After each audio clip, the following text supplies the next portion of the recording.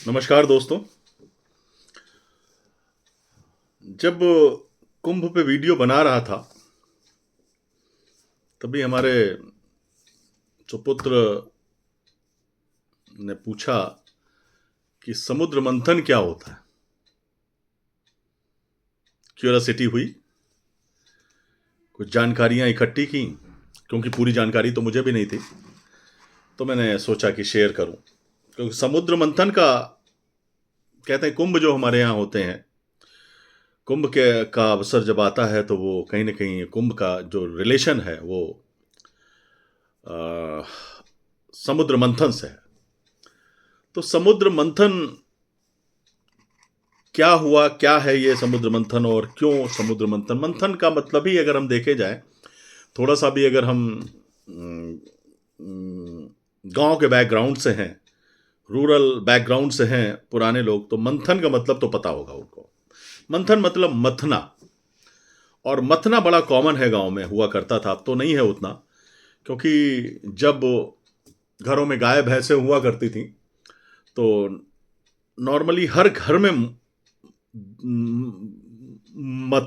मथने की बात होती थी। कहने का मतलब वो क्यों, क्योंकि दूध होता था, दूध बहुत पैदा होता था गायों से भैंसों से, और वो दूध इतना होता था कि पिया नहीं जाता था लोगों से। वो बचता था दूध तो उसको दही जमा दिया जाता था, और उस दही को मथ के मट्ठा और मक्खन, जब उसको मथते थे तो मक्खन ऊपर निकल आता था, मक्खन बाहर आ जाता था। उसी मक्खन को गर्म करके हम घी बनाते हैं। ये पुरानी पद्धति हुआ करती थी दूध से घी बनाने की, और ये सबसे शुद्ध था। और इसमें जो बर्तनों का प्रयोग हुआ करता, तो मिट्टी के बर्तन होते थे नॉर्मली, मिट्टी के पके हुए बर्तन, जिसमें कि दूध खौलता रहता था, दूध गुलाबी हो जाता था वो दूध। आज के समय अगर वो दूध हम लोग पी लेना तो लूज मोशन शुरू हो जाएंगे, क्योंकि इतना हैवी और इतना टेस्टी दूध होता था वो। मिठास, शक्कर डालने की जरूरत नहीं होती। खैर एनीवे, वो थोड़ा मैं विषय से भटक गया। तो मथने की बात वहां होती थी, मथानी होती थी जिसमें, और वैसे तो हाथ से मत, थोड़ा बहुत क्वांटिटी होती थी तो उसको हाथ से ऐसे ऐसे मत लेते थे। लेकिन वही मथने का काम आज की डेट में हमारी मिक्सी करती है।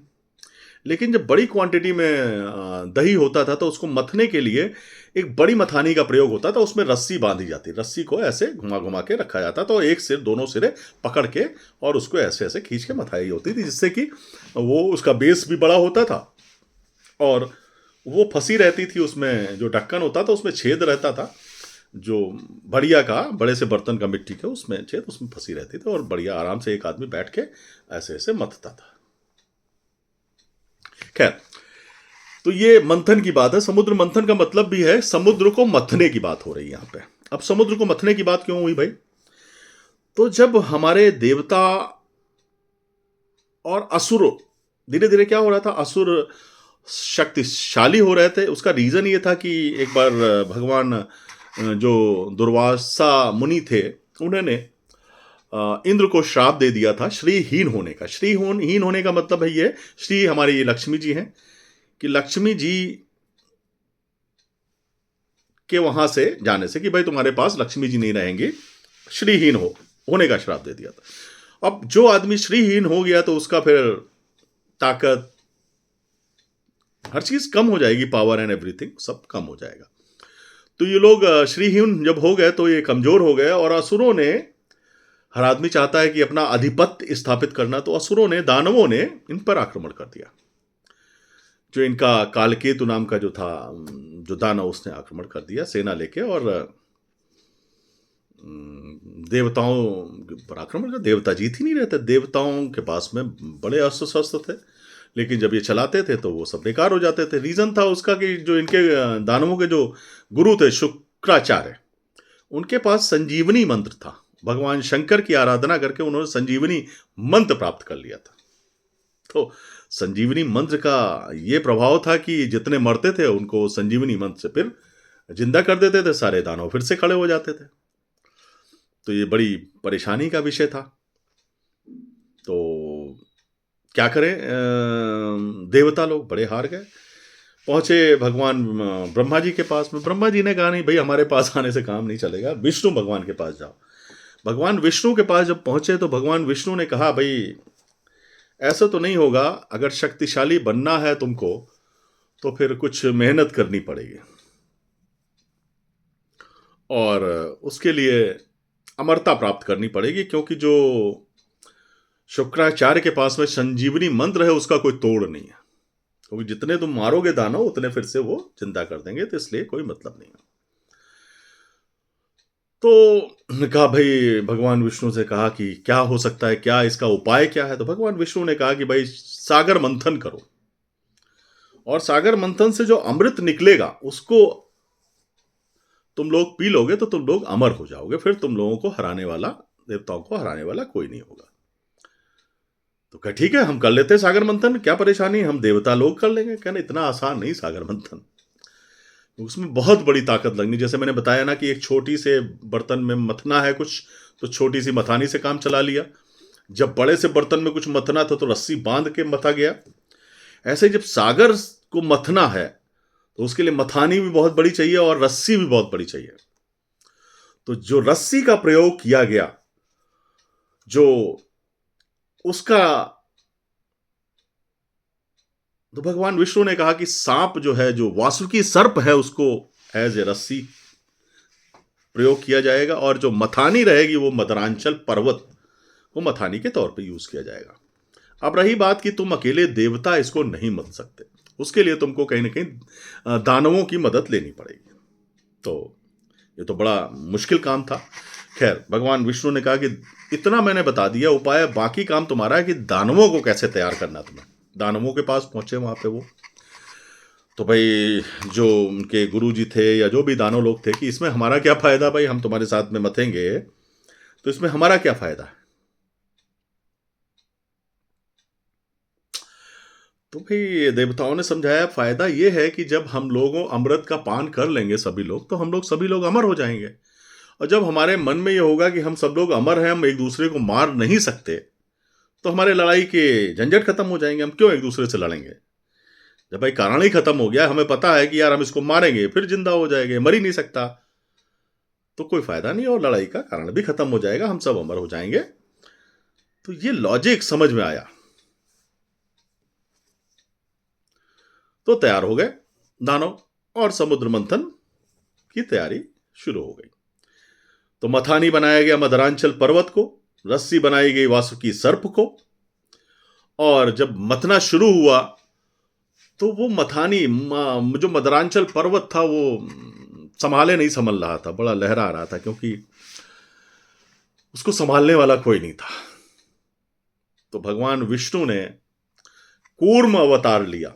भगवान विष्णु का इसको कूर्म अवतार कहते हैं, कूर्म कछुए को कहते हैं, कच्छप का रूप धारण किया, और मदरांचल जो पर्वत था उसके नीचे एज ए बेस वो बैठ गए,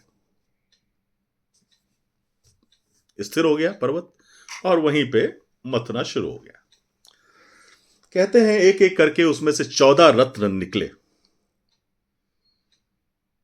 हमें पता होना चाहिए वो 14 रत्न कौन से थे।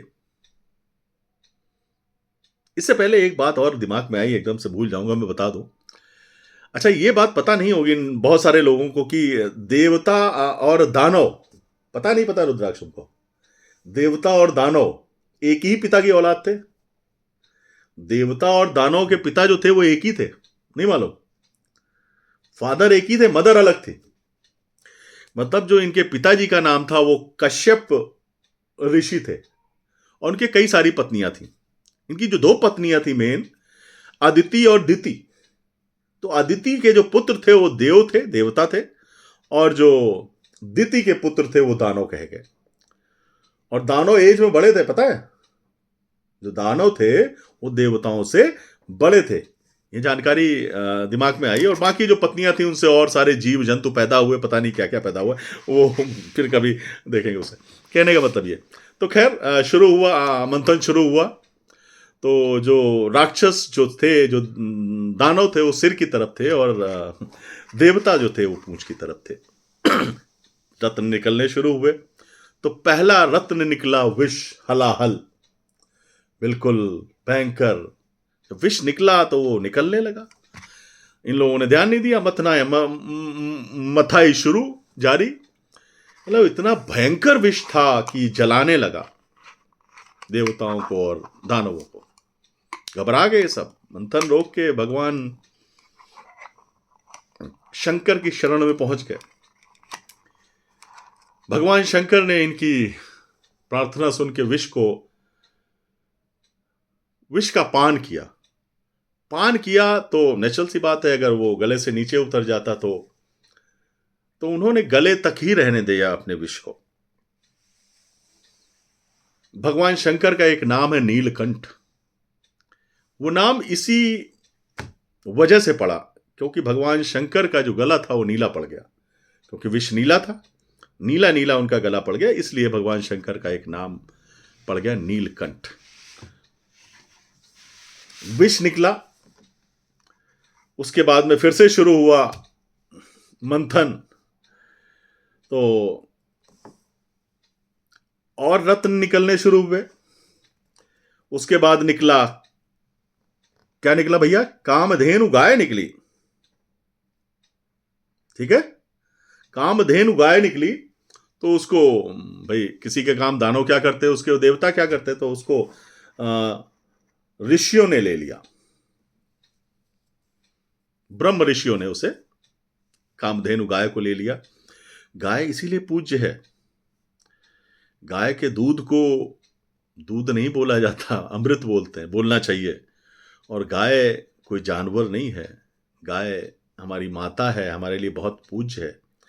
कभी फील करिए, कभी मौका मिले तो गौशाला जाया करिए, जहाँ गाय हो वहाँ जाया करिए, कुछ समय वहाँ बिताया करिए। देखिए बहुत सारे रोग तो अपने आप ही ठीक होने लगते हैं, बड़ा सुकून मिलता है। मैं तो इसका साक्षी हूँ और मैं तो जाता रहता हूँ। तो खैर एनीवे, उसके बाद में जो निकला हुआ उच्च श्रेवा अश्व निकला, घोड़ा निकला, जो कि बलि ने ले लिया। सफेद घोड़ा था, कहते हैं उसको बलि ने ले लिया, जो देवताओं का राजा था, नहीं दानवों का राजा था बलि, उसने ले लिया। उसके बाद ऐरावत हाथी निकला, जो कि इंद्र के हिस्से में आया, इंद्र भगवान ने ले लिया। कौस्तुभ मणि निकली, पांचवा रत्न, जिसको भगवान विष्णु ने अपने हृदय पर धारण किया। उसके बाद कल्प वृक्ष निकला देवताओं द्वारा, जिसको स्वर्ग में बताते हैं स्थापित कर दिया गया, कल्प वृक्ष। उसके बाद 7वें नंबर पे रंभा अप्सरा निकली, जो स्वयं देवताओं के पास, देवताओं ने इसको इंद्र को सौंप दिया। बाद में इन्होंने इंद्र की सभा में एज ए नृत्यांगना उस सभा की शोभा बढ़ाई। 8वें नंबर पे धन की लक्ष्मी निकली, जिन्होंने अपने आप से भगवान विष्णु का वर्ण किया। और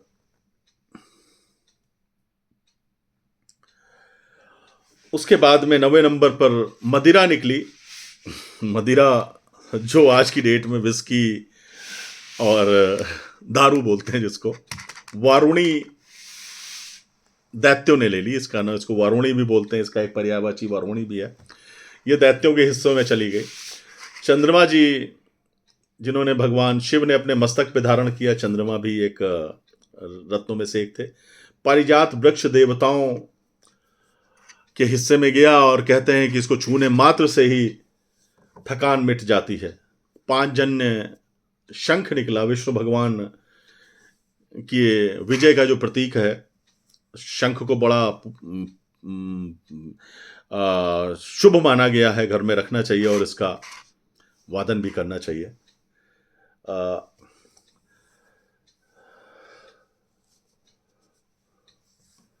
तो विष्णु पुराण के अनुसार जो है, कहते हैं माता लक्ष्मी जो थी समुद्रराज की पुत्री थी और शंख उनका सहोदर भाई था।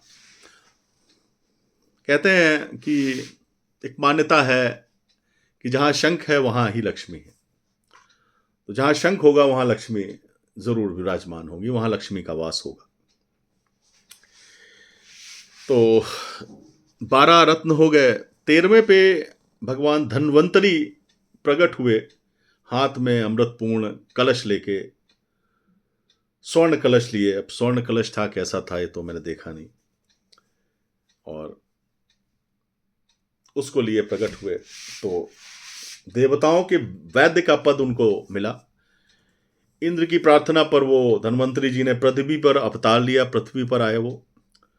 धन्वंतरी संहिता का नाम सुना होगा, सुश्रुता इन्हीं के शिष्य थे। और 14वां जो था वो नेचुरल सी बात थी, अमृत था, जिसको लेके देव और दानव आपस में लड़ने लगे। तो भगवान इंद्र के पुत्र है, कहते हैं इंद्र के पुत्र जयंत थे, उन्होंने कौवे का रूप धारण किया और उसको लेके उड़ चले। खैर काफी छीना झपटी बची रही। तभी कहते हैं कौवे का रूप धारण किया, तभी कहते हैं कौवे की आयु भी ज्यादा होती है, क्योंकि उसको भी कहीं ना कहीं अमृत का थोड़ा सा पान मिल गया, कह सकते हैं। अमृत उसके मुंह में भी चला गया और कहीं जहां जहां अमृत गिरा वो वहां पे जो घास कहते हैं, नहीं दूर को हम पूज्य मानते हैं, तो कहते हैं वो अमृत की वजह से ही वहां पे अमृत गिरा और घास निकली है, वो उसको भी हम पूजा में यूज करते हैं, भगवान गणेश जी को चढ़ाते हैं। तो जब लड़ने लगे ये, तो बड़ा विष्णु भगवान ने देखा ये तो बड़ा गड़बड़ हो जाएगा, क्योंकि अगर कहीं गलती से भी दानवों ने अमृत पी लिया तो बड़ा अनर्थ हो जाएगा। तो भगवान विष्णु ने मोहिनी रूप धारण किया, बड़ी एक सुंदर स्त्री रूप धारण करके और अपनी छल कपट भरी बातें और ऐसी अट्रैक्ट करने वाली बातें, कहना चाहिए कि जो दानवों से की, तो दानव उसमें बिल्कुल खो गए और भूलने लगे अपने आप को। इसी का फायदा उठा के भगवान विष्णु ने अमृत को देवताओं को पिला दिया। लेकिन एक दैत्य था राहु नाम का, जो चालाकी से देवताओं का रूप रख के वो शामिल हो गया देवताओं के ग्रुप में। जैसे ही उसने अमृत का पान किया, वैसे ही चंद्रमा और सूर्य ने इशारा करके बता दिया भगवान विष्णु को कि देखो इसने ये अमृत पिया है। और भगवान श्री विष्णु ने अपने सुदर्शन चक्र से उसका सिर धड़ से अलग कर दिया। अमृत के प्रभाव से जो उसका सर और धड़ जो था, उसको राहु और केतु नाम के दो ग्रह बनकर रह गए। दो ग्रह बन गए, राहु और केतु। और ये अपना इनका जो बैर प्रभाव है, बैर भाव के कारण ये हमेशा सूर्य और चंद्रमा ग्रहण कराते रहते हैं। ये ग्रहण इसीलिए होता है। उस समय भाई भगवान विष्णु ने के जो कहना चाहिए विष्णु भगवान ने कुछ ऐसा किया जिसकी वजह से दैत्य बेहोश हो गए थे। जब उनको होश आया तो फिर वो देवासुर संग्राम शुरू हुआ। इंद्र ने बलि को हराकर इंद्रलोक वापस ले लिया और फिर से देवताओं को अपना वैभव फिर से वापस मिल गया। 2 लाइन में इन रत्नों का वर्णन भी है। श्री मणि रंभा वारुणी अमीय शंख गजराज धेनु धनुष शशिकल्प तरु धन्वंतरी विश्ववाज। तो ये कुछ थोड़ी सी जानकारी थी अमृत मंथन के बारे में, हम लोगों को जरूर होनी चाहिए। और आज की परिवेश में हम देखें तो हमें अपने धर्म को जरूर स्टडी करना चाहिए। हमें अपने गीता,